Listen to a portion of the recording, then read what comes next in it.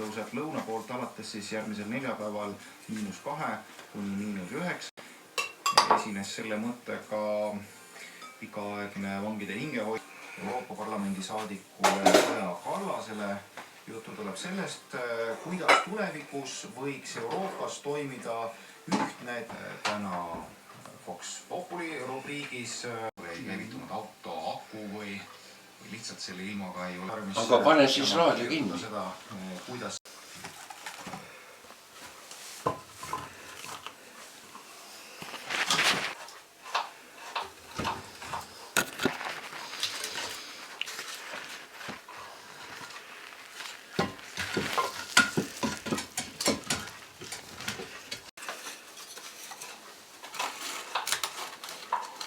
Nüüd ma võtan kriiskad pealt ära.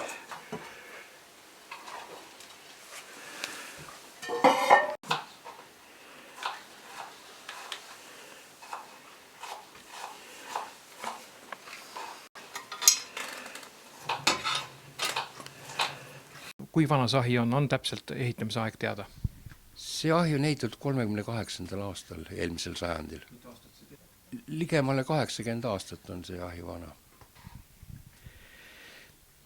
Selline ahi nagu siin peres on pärit lausa Eesti ajast ehk nagu sina ütlesid Pätsu ajast. Mis on selle ahju nagu ajalugu, on sul teada? Ajaloost ma ei oska muud öelda, kui et tundub, et ta nii kaua säilinud on, et see tähendab seda, et peremees on teda hästi hoidnud. Tähendab, teda on alati õigesti köetud? No õige kütmine tähendab seda, et köetakse kuivade puudega. Kui on väga hea kütteväärtusega puud, siis nendega ei priisata.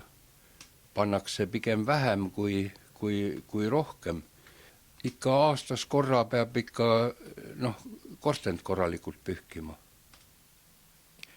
Milline on õige kütmine? Väljas on -20. Kuidas sel juhul kütta?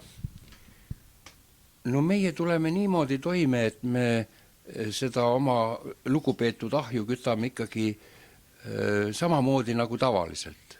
Et me paneme ühe sületäie puid, niisuguse korraliku sületäie puid siia oma ahju ja selle kütamegi ära ja siis on meie ahi soe.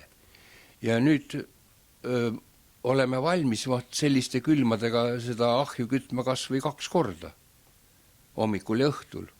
Aga mille järgi saab aru, et ahi on tega palju kütta saanud, et kas siin õhus tekib mingi eriline lõhn või mis tunded tekivad, kui ahi on üle köetud?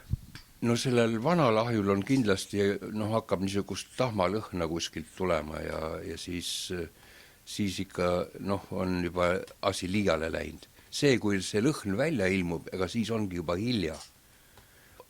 Oma selle tavalise normiga leppida ja kütta siis tihemini, kui seda vaja on. Ja õigel ajal ikkagi siiber ka kinni panna, et see hoiab ka sooja kokku. Et kui on kõik söed hakkavad nii-öelda tuhastuma ja mingit leeki kusagilt ei ole, siis võib panna ka siibri kinni, aga meil on kriiskad. Milles selle ahju tublitus veel väljendub? Siin on üks omapärane asi, mida tänapäeval jällegi ei kasutata, see on riide kuivatumise kapp on ehitatud ahju sisse. Raul Tammet. Ära karda. Robi on ka siis.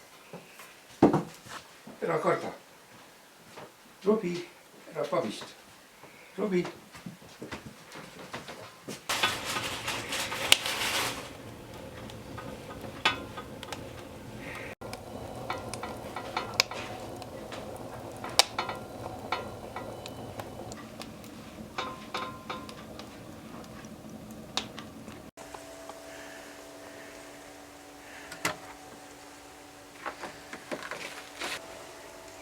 See on ikka õige suits nüüd.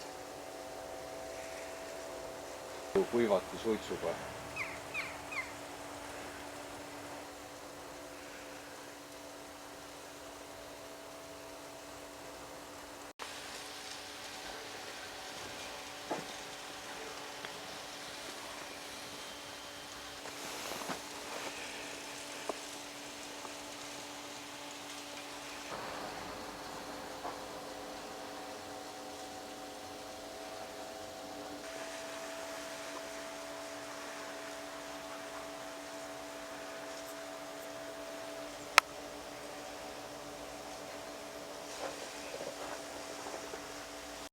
lihtsalt värava?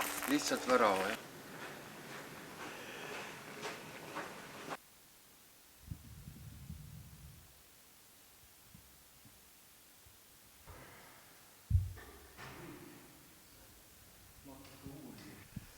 Külm aega on olnud alles väga napilt, aga juba on mitmed ülekütmisest põhjustatud tulekahjud.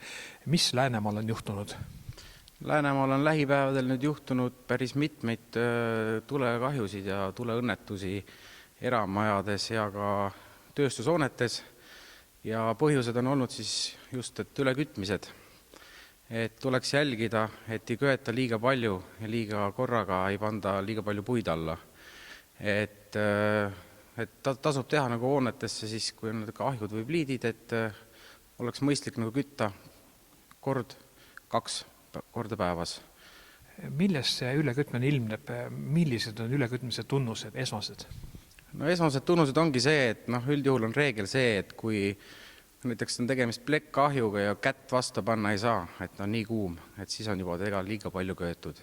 Et selles suhtes olekski mõttekas panna siis korra või 2 korda päevas teha tuld, hommiku, õhtu, siis hoiad sa kogu aeg ahju sooja ja sul ei lähe ka nii palju puid. Kui nüüd panna mitu tundi järjest puid alla, siis tekib ülekütmine ja vanadel majadel just on vanad korstnad või ahjud, need lihtsalt ei pea sellele koormusele vastu ja siis võib süüdata. Samamoodi on ka selles suhtes, et kui nüüd kasutatakse elektrikütet, et siis kindlasti vaadata juhtmestik üle ja et elektriseadmed oleks ka korras, sest ka elektriga võib juhtuda seda, et võib panna midagi põlema. Nii, aitäh ja nimi? Risto Koch, Haapsalu meeskonnavanem.